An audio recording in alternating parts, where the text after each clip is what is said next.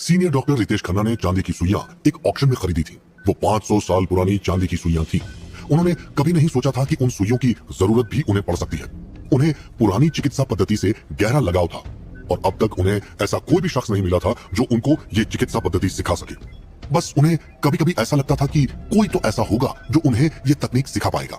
दरअसल उन्होंने कुछ लोगों को देखा भी था जो इस तकनीक से इलाज करते थे, लेकिन डॉक्टर रितेश खन्ना को कभी भी उन पर भरोसा नहीं हुआ क्योंकि वो लोग सिर्फ मरीज और उसकी फैमिली को ठग रहे थे। इस वजह से वो कभी भी इस तकनीक को सीख नहीं पाए और आज अर्जुन को देखकर वो हैरान थे। इस समय उन्होंने अर्जुन से कुछ भी पूछना ठीक नहीं समझा। वो अभी ओटी के सामने ही पहुंचे थे कि उनका पीए मणि आहूजा जल्दी से सुइयां लेकर उनके पास पहुंच गया था। उसने सीनियर डॉक्टर रितेश खन्ना को एक लकड़ी का बॉक्स पकड़ा दिया। रितेश खन्ना ने वो बॉक्स अर्जुन को दे दिया और अर्जुन सीधा ओटी के अंदर चला गया। उसके साथ सीनियर डॉक्टर भी अंदर चले गए। अर्जुन ने वहां पर कुछ डॉक्टरों और नर्सों को देखकर कहा, आप सभी बाहर जाइए। ये सुनते ही उन सब ने एक बार सीनियर डॉक्टर की तरफ देखा तो रितेश खन्ना ने भी उनसे इशारे से बाहर जाने के लिए कहा, जिसके बाद वो सभी बाहर चले गए। जब रितेश खन्ना को लगा कि अर्जुन ने सभी को बाहर जाने के लिए कहा है तो वो भी बाहर जाने लगे, लेकिन तभी अर्जुन ने उनकी तरफ पलट कर बोला, मुझे आपकी जरूरत है। मणि आहूजा सोच रहा था कि ये लड़का कौन है और आखिर रितेश खन्ना ने वो बॉक्स इस लड़के के हाथ में क्यों दिया। तभी अर्जुन ने मणि आहूजा को बुलाया और उससे कहा, जल्दी से इनके सभी कपड़े उतारो। ये सुनकर मणि आहूजा हैरान हो गया क्योंकि अर्जुन उसे किसी असिस्टेंट की तरह ट्रीट कर रहा था। लेकिन तभी रितेश खन्ना उसको आंखें दिखाते हुए बोला, सोच क्या रहे हो, तुम्हें सुनाई नहीं दिया इन्होंने तुमसे क्या कहा। ये सुनकर मणि आहूजा जल्दी से वीरेंद्र शेखावत के कपड़े उतारने लगा। अर्जुन उसकी तरफ देखते हुए बोला, जल्दी करो, हमारे पास वक्त बहुत कम है। ये सुनकर मणि ने जल्दी से उसके सभी कपड़े उतार दिए, जिसके बाद अर्जुन ने बिना किसी देरी के चांदी की सुइयां ली और जल्दी से एंटीसेप्टिक सॉल्यूशन से साफ करके उसके शरीर पर लगानी शुरू कर दी। सबसे पहले उसने एक सुई मिस्टर वीरेंद्र शेखावत के हार्ट के बीचों बीच चुभो दी। उसने इतनी तेजी से वो सुई लगाई थी कि रितेश और मणि दोनों हैरान हो गए। देखते ही देखते अर्जुन ने 2 सुइयां उसके पैरों के तलवों में, 2 सुइयां पेट पर और 2 सुइयां हाथों की हथेलियों में लगा दी थी। उसके बाद अर्जुन ने दवाओं का फॉर्मूला लिखकर मणि को दिया और कहा, जल्दी से सभी दवाएं मंगा लीजिए और इसमें बिल्कुल भी समय नहीं लगना चाहिए। सुइयां सही जगह पर लगने की वजह से मरीज की जिंदगी फिलहाल के लिए आधे घंटे और बढ़ गई थी। अब बस उसे सही दवा देने की जरूरत थी। मणि ने जब प्रिस्क्रिप्शन अपने हाथ में लिया तो वो दवाओं को देखकर हैरान रह गया, क्योंकि अगर उन दवाओं को एक साथ मरीज को दिया जाता तो उनके रिएक्शन से मरीज की मौत भी हो सकती थी। जब मणि ने वो फॉर्मूला सीनियर डॉक्टर को दिखाया तो उनकी आंखें भी हैरानी से बड़ी हो गई और वो दोनों अपनी जगह पर ही खड़े रहे। तभी अर्जुन ने चिल्लाकर कहा, देर क्यों कर रहे हो। इस पर सीनियर डॉक्टर ने कहा, आपने गलत फॉर्मूला लिखा है, अगर ये दवाएं हमने मरीज को दी तो वो तुरंत ही मर जाएगा। तभी अर्जुन ऊंची आवाज में बोला, ये बकवास बातें मेरे सामने मत करो क्योंकि समय बिल्कुल नहीं है और अगर आपने इसमें समय जाया किया तो उसके जिम्मेदार आप खुद होंगे। अगर अभी भी आपको मेरी बात नहीं माननी तो फिर मैं चलता हूँ। मणि आहूजा ने गुस्से में अर्जुन को देखकर कहा, तुम्हारी इतनी हिम्मत कि तुम सीनियर डॉक्टर से इस तरह से बात कर रहे हो। इस पर अर्जुन शांत भाव से बोला, मुझे आपकी बकवास में कोई दिलचस्पी नहीं है। इतना कहकर वो ओटी से बाहर निकल गया। तभी ज्वाला चौधरी ने उसको बाहर आते देख पूछा, बॉस की तबीयत अब कैसी है। इस पर अर्जुन बोला, अब मैं उनका इलाज आगे नहीं कर पाऊंगा क्योंकि यहाँ के डॉक्टर मेरी बात नहीं मान रहे हैं। ये सुनकर ज्वाला चौधरी का गुस्सा 7वें आसमान पर पहुंच गया और वो दांत पीसते हुए बोला, किसकी इतनी हिम्मत जो आपको रोके। इतना कहकर वो अर्जुन को साथ लेकर गुस्से से ओटी के अंदर चला गया क्योंकि उसका दिल यही कह रहा था कि ये लड़का उसके बॉस को बचा सकता है। जैसे ही ज्वाला चौधरी को डॉक्टर रितेश खन्ना और मणि दोनों ने देखा तो वो डर गए, लेकिन फिर भी सीनियर डॉक्टर ने दवाओं का फॉर्मूला बताते हुए ज्वाला चौधरी से कहा, अगर हमने इन्हें ये दवाएं दी तो ये कुछ ही देर में मर जाएंगे क्योंकि इन दवाओं का साइड इफेक्ट जहर की तरह खतरनाक होता है। ये सुनकर ज्वाला चौधरी भी हैरान था। उसे समझ नहीं आ रहा था कि वो क्या करे, लेकिन तभी उसकी नजर वहां से जाते हुए अर्जुन पर पड़ी और अर्जुन के पास पहुंचकर उसने कहा, आपको जो करना है कीजिए, बस हमारे बॉस को बचा लीजिए। आपको जो भी चाहिए मैं अभी मंगवाता हूँ। इतना कहकर उसने सीनियर डॉक्टर को घूर कर देखा। डॉक्टर रितेश खन्ना ने मणि से कहा, तुम ये सभी दवाएं लेकर आ जाओ। ज्वाला चौधरी का दिल कह रहा था कि इस लड़के के अलावा कोई भी उसके बॉस को नहीं बचा सकता। कुछ ही देर में डॉक्टर खन्ना का पीए दवाएं लेकर आ गया। अर्जुन ने वो दवाएं ली और उन्हें एक साथ पानी में मिलाकर जल्दी से वीरेंद्र शेखावत के मुंह को खोलकर अंदर डाल दी। इस वक्त डॉक्टर रितेश खन्ना बहुत डरे हुए थे। वो सोच रहे थे कि अब आगे क्या होगा। आखिर जैसा उन्हें डर था वही हुआ। वीरेंद्र शेखावत, जिन्हें बिल्कुल भी होश नहीं था, वो एकदम से तड़पने लगे। उन्हें देखकर ऐसा लग रहा था जैसे उन्हें असहनीय दर्द हो रहा हो। ये देखकर मिस्टर खन्ना बहुत ज्यादा डर गए। उन्होंने अर्जुन से कहा, मैंने आपसे बोला था कि ये गलत दवाएं हैं, लेकिन फिर भी आपने मेरी बात नहीं मानी। उन्हें देखकर अर्जुन मुस्कुराने लगा। ये देखकर मणि आहूजा को और भी ज्यादा गुस्सा आ गया और उसने अर्जुन का कॉलर पकड़कर कहा, इस सब के जिम्मेदार तुम हो, देखना अब ज्वाला चौधरी तुम्हारा क्या हाल करता है। वो आगे बोला, मैं अभी बाहर जाकर उन्हें सब कुछ बता देता हूँ। इतना कहकर वो गुस्से से ओटी से बाहर निकल गया और उसने ज्वाला चौधरी को, जो वीरेंद्र शेखावत का असिस्टेंट था, सारी बातें बता दी। उसकी बात सुनकर ज्वाला चौधरी को पछतावा हो रहा था कि उसने इस लड़के पर क्यों भरोसा किया था। वो भी गुस्से में ओटी के अंदर आया, लेकिन उसने जो देखा उसे देखकर उसकी हैरानी का ठिकाना नहीं था। पूरे कमरे में बदबू फैली हुई थी और इस समय वीरेंद्र शेखावत बिस्तर पर बैठे थे। वो बार बार काले खून की उल्टी कर रहे थे। उल्टी करने के बाद वो अपने बिस्तर पर वापस लेट गए और उन्हें अब बहुत अच्छा महसूस हो रहा था। ये देखकर ज्वाला चौधरी की आंखों में आंसू आ गए। वहीं डॉक्टर रितेश खन्ना और उनका पीए दोनों आंखें फाड़कर इस समय वीरेंद्र शेखावत को ही देख रहे थे। अर्जुन ने वीरेंद्र शेखावत के पास पहुंचकर सभी सुइयां उनके शरीर से निकाली और उनसे कहा, अभी कुछ दिन तक आपको कमजोरी महसूस होगी और उसके बाद आप पहले से ज्यादा मजबूत हो जाओगे, क्योंकि इस जहर के साथ साथ आपके शरीर की गंदगी भी बाहर आ गई है। ज्वाला चौधरी ने अर्जुन के सामने हाथ जोड़कर कहा, अगर आज आप नहीं होते तो शायद हमारे बॉस जिंदा नहीं होते। इसके लिए आपका जितना भी शुक्रिया अदा किया जाए कम है। वीरेंद्र शेखावत ने जब ज्वाला चौधरी की बातें सुनी तो उसे समझ आ गया कि इस लड़के ने उसकी जान बचाई है। वीरेंद्र ने भी उसका आभार व्यक्त किया। उसके बाद अर्जुन ने कहा, हाँ, काफी समय हो गया है, अब मुझे चलना चाहिए। इतना कहकर वो वहां से जाने लगा। तभी ज्वाला चौधरी ने उसे रोकते हुए कहा, आपने अपनी फीस तो ली ही नहीं। इस पर अर्जुन ने मुस्कुराते हुए जवाब दिया, किसी की जान बचाने के लिए मुझे कुछ नहीं चाहिए, उनकी जगह कोई और होता तो भी मैं यही करता। डॉक्टर रितेश खन्ना भी अर्जुन को देखकर हैरान रह गए। उन्हें पता था कि कल ही इस लड़के ने 10 करोड़ का चेक ठुकराया था और आज फिर उसने शहर के इतने बड़े आदमी की मदद की।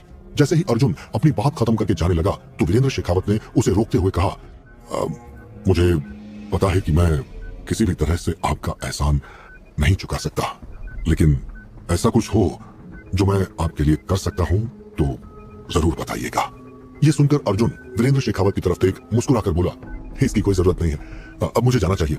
तभी डॉक्टर रितेश खन्ना ने पूछा, आप कहाँ काम करते हैं? डॉक्टर की बात सुनकर अर्जुन ने कहा, हाँ, अभी तो मुझे काम की तलाश है।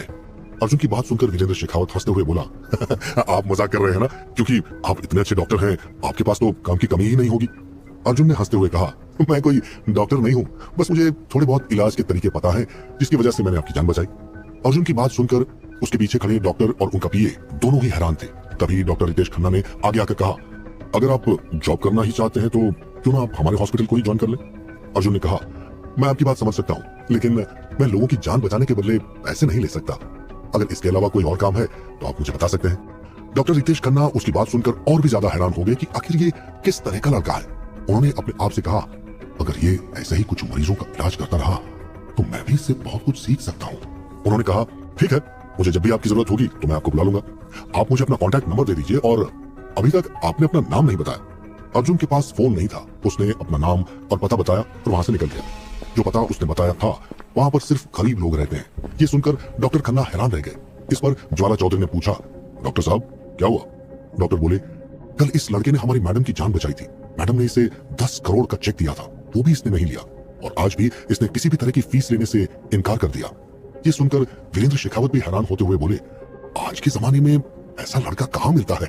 ज्वाला, तुम इसके बारे में पता करो और मुझे जल्द से जल्द इस लड़के की पूरी जानकारी चाहिए।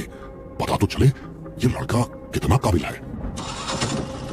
अर्जुन ऑटो लेकर घर के लिए निकल गया। जब अर्जुन अपने घर पहुंचा तो रोड पर उसने 5 से 6 गाड़ियां देखी जिनमें बॉडीगार्ड्स बैठे हुए थे। उसे समझने में देर नहीं लगी कि वहां पर कौन आया था। वो जल्दी से अपने घर के अंदर पहुंचा तो वहां वही लड़की बैठी हुई थी जिसकी कल उसने जान बचाई थी। ये देखकर अर्जुन ने पूछा, तुम यहाँ क्या कर रही हो? अर्जुन की मां ने कहा, तूने बताया नहीं कि कल तूने इतनी अच्छी लड़की से दोस्ती की है? ये सुनकर अर्जुन को कुछ समझ नहीं आया। तभी शिवन्या बोली, तूने कल के बारे में आंटी को बताया क्यों नहीं? अर्जुन इस समय थोड़ा परेशान था। वो सोच रहा था कि अगर उसकी माँ को पता चला कि कल उसे बुलेट लगी थी तो उसकी माँ के दिल पर क्या बीतेगी। तभी शिवन्या मुस्कुराते हुए बोली, मैंने आंटी को बता दिया कि कैसे तुमने मुझे उन लड़कों से बचाया था। अर्जुन ने हड़बड़ाते हुए पूछा, मैंने क्या किया? तभी उसकी माँ बोली, वाह मेरे बेटे, तूने कितनी समझदारी से उन गुंडों को पुलिस के हवाले कर दिया और उनके धक्का देने की वजह से कल तेरे कपड़े कीचड़ में खराब हो गए थे। अपनी माँ की बात सुनकर उसे थोड़ी तसल्ली हुई।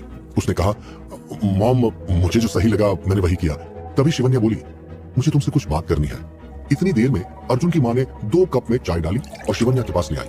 अपनी माँ को मुस्कुराते देख अर्जुन ने अपने आप से कहा, ये लड़की तो रईस फैमिली से है, फिर ये हमारे घर की चाय क्यों पिएगी? अगर इसने चाय के लिए मना कर दिया तो मॉम को कितना बुरा लगेगा। लेकिन सब कुछ उसकी सोच से बिल्कुल अलग हुआ। शिवन्या ने मुस्कुराते हुए चाय का कप उठाया और चाय का घूंट लेकर बोली, आपने तो बिल्कुल मेरी मॉम की तरह चाय बनाई है। तभी 1 कप अर्जुन ने भी ले लिया। अर्जुन शिवन्या और अपनी माँ को बात करते हुए देख रहा था। उसने अपने आप से कहा, एक तरफ वो घटिया लड़की है जिसकी वजह से मेरी मॉम की इतनी बेइज्जती हुई, और आज ये लड़की है जिसकी वजह से मेरी मॉम के चेहरे पर मुस्कुराहट आ गई। इस बारे में सोचते हुए अर्जुन अपने ही ख्यालों में खोया हुआ था। तभी शिवन्या ने पूछा, तुम्हें क्या हुआ? तब अर्जुन ने हड़बड़ाते हुए कहा, अब बताओगी तुम्हें मुझसे क्या बात करनी थी? आखिर शिवन्या अर्जुन से क्या बात करने वाली है? क्या अर्जुन उसे पसंद करने लगा है? आखिर इतना कमजोर लड़का अर्जुन कैसे बनेगा एक किंग ऑफ ड्रैगन? जानने के लिए सुनिए किंग ऑफ ड्रैगन का अगला एपिसोड सिर्फ पॉकेट एफएम पर। अर्जुन ने चाय का कप लिया और एक घूंट चाय की चुस्की ली। उसके बाद अर्जुन ने बेसब्री से शिवन्या की ओर देखते हुए पूछा, अब बताओ कि तुम्हें मुझसे क्या बात करनी थी? शिवन्या हल्की मुस्कान के साथ बोली, इतनी जल्दी भी क्या है, पहले मुझे चाय तो पीने दो। चाय पीते हुए शिवन्या अर्जुन को ही देख रही थी। उसने अर्जुन को देखकर अपने आप से ही बोला, आज ये कल की तरह कमजोर नहीं लग रहा, आखिर ऐसा कैसे हो सकता है? कुछ देर में ही शिवन्या की चाय खत्म हो गई। अर्जुन ने भी अपनी चाय खत्म की और शिवन्या की तरफ देखने लगा। शिवन्या मुस्कुराते हुए बोली, आंटी आपकी चाय तो मुझे बहुत पसंद आई, अब तो मुझे चाय पीने के लिए यहाँ पर आते रहना होगा। शिवन्या को देखकर शालिनी मुस्कुराते हुए बोली, बेटी इसे अपना ही घर समझो। इस पर शिवन्या मुस्कुराते हुए बोली, ठीक है आंटी। वहीं इस वक्त अर्जुन तो शिवन्या को ही देख रहा था। उसकी मुस्कुराहट दिखावटी नहीं थी। उसे देखकर लग रहा था जैसे कि वो उसकी माँ की दिल से रिस्पेक्ट कर रही है। उसके बाद शिवन्या अर्जुन से बोली, मैं तुम्हें कल के लिए थैंक्स बोलने आई थी और सोचा इसी बहाने मैं आंटी से भी मिल लूंगी।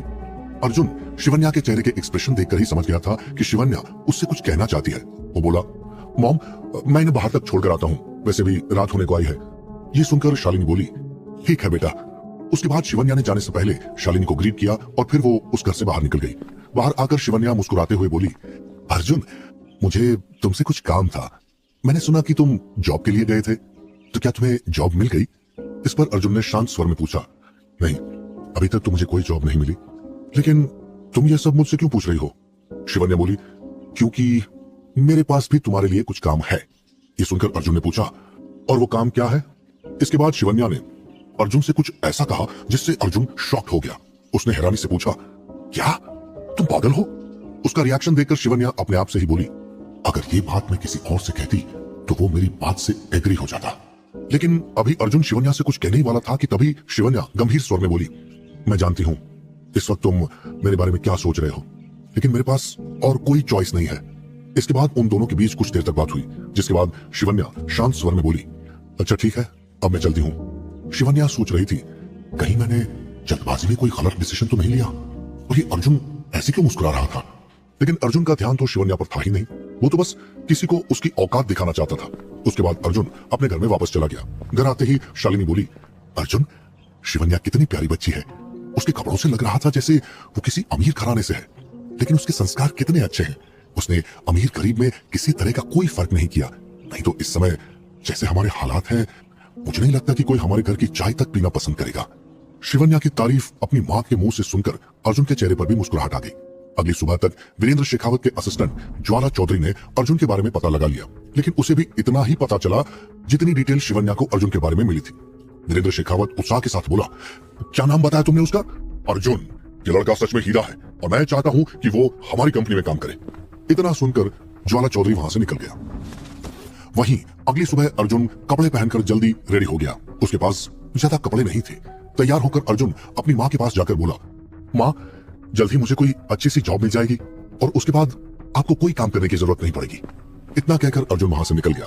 कुछ देर बाद वो कोर्ट के सामने पहुंचा, जहां पर शिवन्या उसका पहले से ही इंतजार कर रही थी। जब उसकी नजर ऑटो से उतरते हुए अर्जुन पर पड़ी तो उसके चेहरे पर स्माइल आ गई। जैसे ही अर्जुन ने शिवन्या को देखा तो वो अपने आप से बोला, अब इसे क्या हुआ? क्या ये पूरी रात सोई नहीं? शिवन्या पूरी रात अपने डिसीजन के बारे में सोचती रही और उसे नींद भी नहीं आई, जिस वजह से इस वक्त उसकी आंखें लाल थी। ये देखकर अर्जुन ने चिंतित स्वर में पूछा, तुम्हें क्या हुआ? इस पर शिवन्या अनजान बनते हुए बोली, मुझे क्या होगा, मैं तो वैसे ही हूं जैसे पहले थी। वैसे तुमने बहुत टाइम लगा दिया आने में, क्या तुम्हें ऐसा तो नहीं लग रहा कि तुमने जल्दबाजी में कोई गलत डिसीजन ले लिया है? उसकी बात सुनकर अर्जुन मुस्कुराया और बोला, मेरा तो पता नहीं, लेकिन तुम्हें देखकर जरूर ऐसा लग रहा है जैसे तुम अपने डिसीजन से बहुत ज्यादा परेशान हो। अगर तुम्हें इतनी प्रॉब्लम हो रही है तो तुम इस बारे में आराम से सोच सकती हो। इस पर शिवन्या बोली, मैंने पूरी रात बैठकर इस बारे में सोचा है और अब मैं अपने डिसीजन से पीछे नहीं हटने वाली। इतनी देर में ही युक्ति उनके पास आकर उत्साहित स्वर में बोली, शिवन्या मैडम सारी तैयारियां हो गई है। शिवन्या अर्जुन का हाथ पकड़कर कोर्ट के अंदर चली गई और उन्होंने कुछ इंपॉर्टेंट डॉक्यूमेंट्स पर साइन किया और कुछ देर बाद ही उन्हें उनका मैरिज सर्टिफिकेट मिल गया। अर्जुन अपने हाथ में मैरिज सर्टिफिकेट देखकर मुस्कुरा रहा था।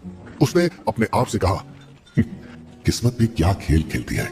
उसने ये थोड़ी तेज आवाज में बोल दिया था। तभी शिवन्या ने अर्जुन से पूछा, तुम्हारे कहने का क्या मतलब है? तुम किस खेल की बात कर रहे हो?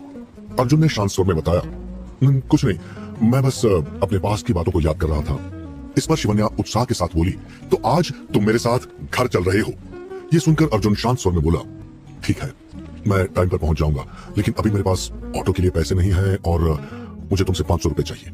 ये सुनकर शिवन्या उसे आंखें बड़ी करके देखने लगी, क्योंकि वो अर्जुन को जितना समझने की कोशिश करती थी, अर्जुन उसकी समझ से उतना ही बाहर होता जा रहा था। शिवन्या को देखकर अर्जुन ने मुस्कुराते हुए पूछा, तुम ऐसे क्या देख रही हो?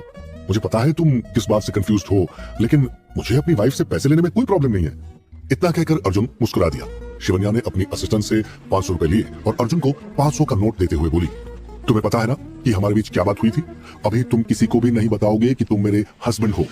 इस पर अर्जुन बोला, मेरी वजह से तुम्हें कोई प्रॉब्लम नहीं होगी और जब तक तुम नहीं चाहोगी ये बात किसी को पता नहीं चलेगी। शिवन्या बोली, मुझे इतना तो पता है कि तुमने मुझसे पैसों के लिए शादी नहीं की है, लेकिन मना करने के बाद तुम इतनी जल्दी कैसे मान गए? अर्जुन मुस्कुराते हुए बोला, मैंने तुम्हें बताया तो था कि मेरे कुछ पर्सनल रीजंस हैं, वक्त आने पर तुम्हें सब पता चल जाएगा। हाँ, अगर तुम मेरे बारे में कुछ पता लगाना चाहोगी तो तुम्हें इस बात का जवाब अपने आप ही मिल जाएगा। अब मैं चलता हूं। उसके जाने के बाद युक्ति शिवन्या से बोली, हाय मेरी जान, इतनी जल्दी शादी, और अर्जुन भी बहुत ही ज्यादा इंटरेस्टिंग है। शिवन्या मुस्कुराते हुए बोली, इसे समझना बहुत ही ज्यादा मुश्किल है, लेकिन पता नहीं इसके चेहरे को देखकर ऐसा लगता है जैसे कुछ तो अलग बात है इसमें। दरअसल शिवन्या ने युक्ति को यह नहीं बताया कि जिस दिन अर्जुन ने उसे बचाया था उसी रात शिवन्या को अर्जुन और उसकी शादी का सपना आया था। यही वजह थी कि शिवन्या ने इसे अपनी डेस्टिनी समझा और इतना बड़ा डिसीजन लिया। युक्ति उत्साह के साथ बोली, तो आज रात के लिए आपको तैयार रहना चाहिए। आप तो जानती हो ना कि आज घर में कितना बड़ा बवाल होने वाला है। मैं तो आज आपके साथ घर नहीं आने वाली, नहीं तो दादाजी मुझे फांसी पर ही लटका देंगे। शिवन्या हल्के गुस्से के साथ बोली, ये आइडिया तुम्हारा ही था, अब तुम्हें मेरे साथ चलना ही होगा। शिवन्या की बात सुनकर युक्ति बोली, मैंने तो सिर्फ ड्रामा करने के लिए बोला था, आपने तो सच में ही शादी कर ली और कोई कॉन्ट्रैक्ट भी तैयार नहीं करवाया। जिसके बाद शिवन्या ने युक्ति को पूरी बात बताई। फ्लैशबैक। जब शिवन्या अर्जुन के साथ उसके घर से बाहर निकली थी तो उसने अर्जुन से बोला, मुझे पता है तुम्हें पैसों का कोई लालच नहीं है, लेकिन तुम्हारी मॉम कब तक ये सब सहती रहेगी? तुम्हें उनके बारे में तो सोचना चाहिए। अर्जुन शांत स्वर में बोला, मैं जल्द ही कोई अच्छी सी जॉब देख लूंगा। तभी शिवन्या ने दृढ़ स्वर में पूछा, तुम्हें जॉब ढूंढने की जरूरत नहीं है, मेरे पास तुम्हारे लिए एक काम है। क्या तुम मेरे हस्बैंड बनने की एक्टिंग कर सकते हो? अर्जुन ने शॉक होकर कहा, क्या तुम मजाक कर रही हो? शिवन्या गंभीर स्वर में बोली, मैं कोई मजाक नहीं कर रही। तुम कब तक आंटी को इस छोटे से घर में रखोगे? अर्जुन नाराजगी के साथ बोला, मुझे तुम्हारी बातों में इंटरेस्ट नहीं है। शिवन्या दृढ़ स्वर में बोली, अगर तुम्हें ये आइडिया पसंद नहीं आया तो तुम मेरे साथ कॉन्ट्रैक्ट मैरिज भी कर सकते हो। ये सुनकर तो अर्जुन शॉक रह गया। शिवन्या बोले ही जा रही थी, उसने आगे कहा, जब फैमिली प्रेशर मुझ पर से हट जाएगा तो हम बहुत जल्दी डिवोर्स ले लेंगे। अर्जुन को शिवन्या की बातें तो सुनाई दे रही थी, साथ ही उसकी आंखों के सामने मिशा की हरकतों के दृश्य भी चल रहे थे। उसने अपने आप से ही कहा, अगर मैंने कॉन्ट्रैक्ट मैरिज की और गलती से उसे पता चल गया तो वो मुझे नीचा दिखाने का कोई भी मौका नहीं छोड़ेगी, और जब मेरी मॉम को ये बात पता चलेगी तो क्या होगा? ये बातें सोचकर ही अर्जुन को टेंशन हो गई थी। अर्जुन गंभीर स्वर में बोला, शादी बच्चों का खेल नहीं है, और अगर तुम शादी करना ही चाहती हो तो अपनी पसंद के लड़के से करो। अगर मैंने तुमसे शादी की और बाद में मेरी माँ को पता चल गया कि हमारी शादी सिर्फ एक ड्रामा है और हम कुछ टाइम के बाद एक दूसरे से अलग हो जाएंगे, तो वो ये सदमा बर्दाश्त नहीं कर पाएगी।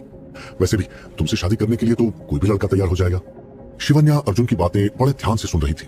वो कुछ देर तक चुप रही, फिर उसने कहा, आई एग्री विथ यू, लेकिन मुझे शादी में कोई इंटरेस्ट नहीं है और मुझे नहीं लगता कि तुम्हारे अलावा कोई लड़का ऐसा होगा जो मुझसे बिना किसी ग्रीडीनेस के शादी करेगा। अर्जुन भी सोच रहा था, यही मौका है मिशा को सबक सिखाने का, और उसने मुझे और मेरी माँ को हमारी औकात दिखाई थी। जब उसे पता चलेगा कि ऐसी लड़की मुझसे शादी करना चाहती है जो उससे लाख गुना ब्यूटीफुल है, तो उसका चेहरा देखने लायक होगा। लेकिन मैं अपनी मॉम से क्या कहूंगा? यही सोचते हुए अर्जुन ने पूछा, अगर शादी के बाद तो मुझे पसंद करने लगी तो क्या करोगी? इस पर शिवन्या मुस्कुराते हुए बोली, ऐसा कुछ नहीं होगा। यह सुनकर अर्जुन दृढ़ स्वर में बोला, हम शादी करेंगे लेकिन बिना किसी कॉन्ट्रैक्ट के। इस पर शिवन्या हैरान होकर अर्जुन को देखने लगी। तभी अर्जुन ने पूछा, तुम मुझे ऐसे क्यों देख रही हो? क्या मैं तुमसे कुछ पूछ सकता हूं? यह सुनकर शिवन्या शांत स्वर में बोली, हाँ पूछो।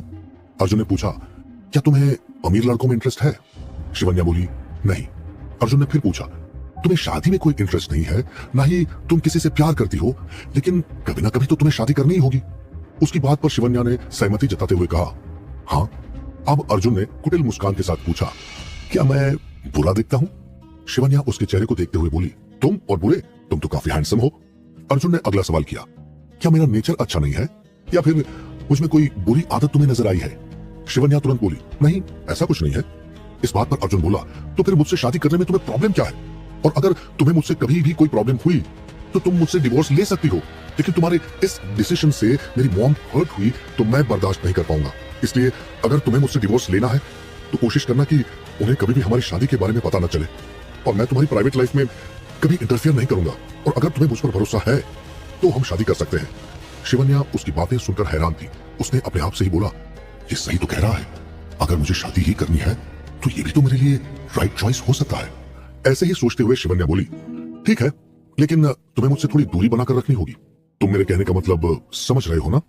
इस पर अर्जुन हंसते हुए बोला, तुम्हारी मर्जी के बिना मैं कुछ नहीं करूंगा, मुझे अपने लिमिट्स पता है।